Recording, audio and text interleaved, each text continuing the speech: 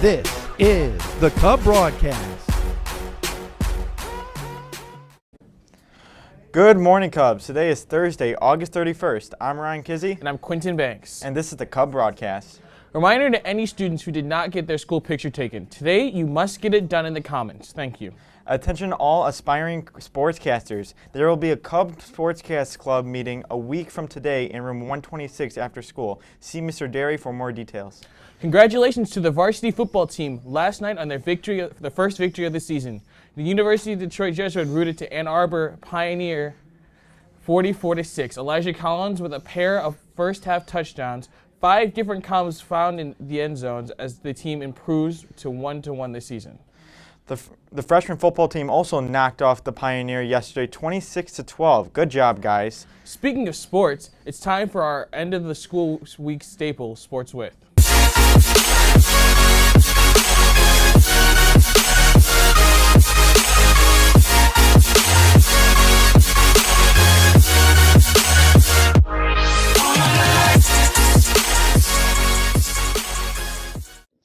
What up, Cubs? My name is Brendan Shabath. I'm joined alongside Jacob Keller. Jacob, thank you for being here. All right, Cubs, we are officially 7 days away from the NFL season. Jacob, can you believe it? No. It's crazy.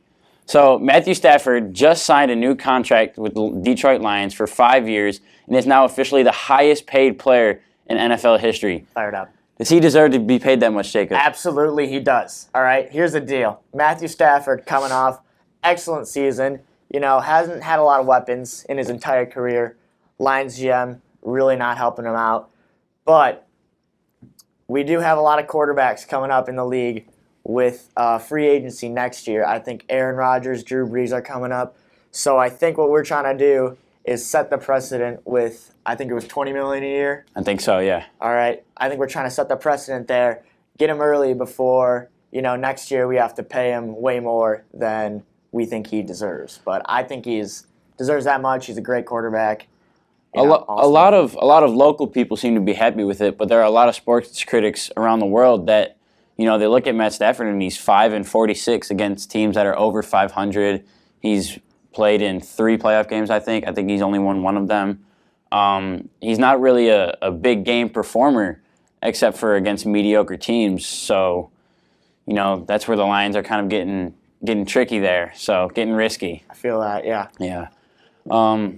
Also, Cubs, we have, along with the NFL, we have fantasy football starting up. A lot of you guys are big fantasy fans out there. Probably drafted up your teams already. Jacob, how's your team looking?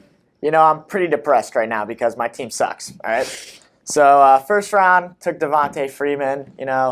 About 2 weeks later, he's undergoing concussion protocol. Could have gotten LaShawn McCoy. Probably the biggest mistake I've ever made in my entire life. I cried. Yeah. Where do you see yourself finishing in the league in the standings? I usually don't ever draft that strong, but I've won the league, I think, 3 out of 5 times that I played. So I should not have a problem. Yeah, how Jay do. Should not have a problem getting the dub this year. Second round, I got Dez Bryant. Got to trust Dak Prescott, throwing him a lot without Zeke. So, team's looking all right. Got Derek Carr at starting quarterback, all the weapons he has. Solid. Marshawn Lynch, I actually drafted him too. He's got Amari Cooper, Michael Crabtree he's throwing to. I think he'll put up a ton of points, So I think my team's looking okay, but over the year, I think we're going to definitely improve there. All right, so every fantasy football team has one sleeper player. Who's yours? I picked up Adam Thielen in, I think, the 10th round or something like that. Yeah, I was looking at ESPN, all their inside for saying this guy's going to be the biggest sleeper of the draft, so scooped him up. I think it was a great pick. Also got Ben Roethlisberger, I think, in the 9th as a good backup QB.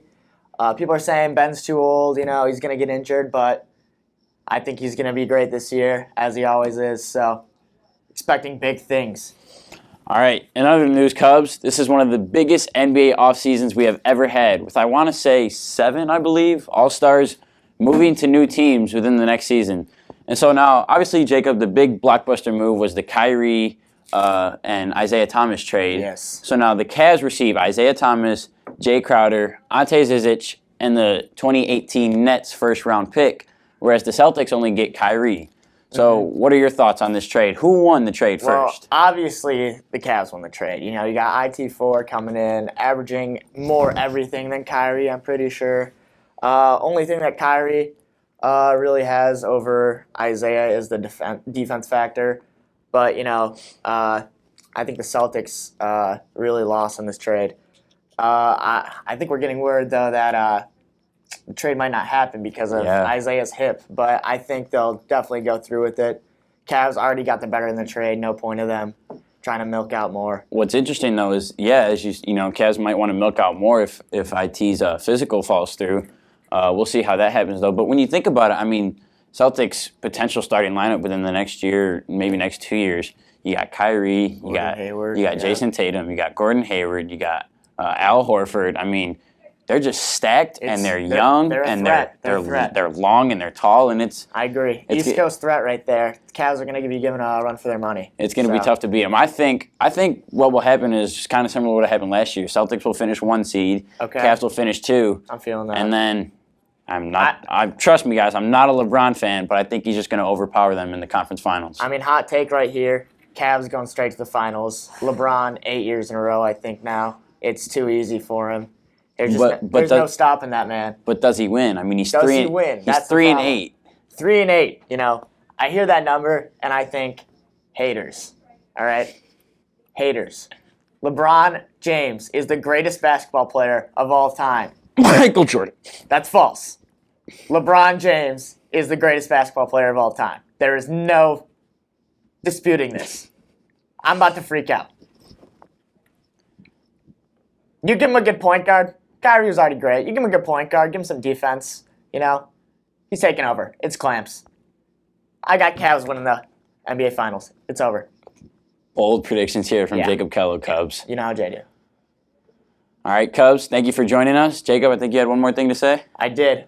September 9th, we got big football game against CC. I want all the boys to be there, be rowdy. Freshmen especially, I need you guys getting loud.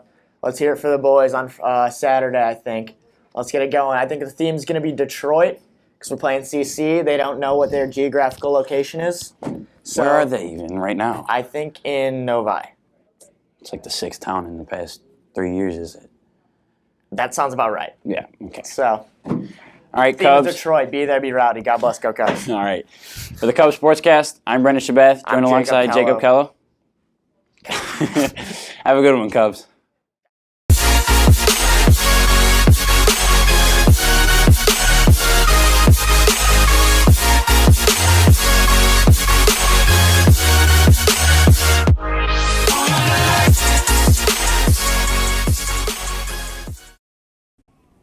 Thanks, guys. Attention all Academy students. Academy Fun Night is next Friday, September 8th from 3 to 5:30 p.m. in Curley Lobby. All Academy students are invited to attend. There will be games, sports, food, and lots of fun. Bring $5 for pizza to Mrs. Linkus in the music room next week. Hope to see you there.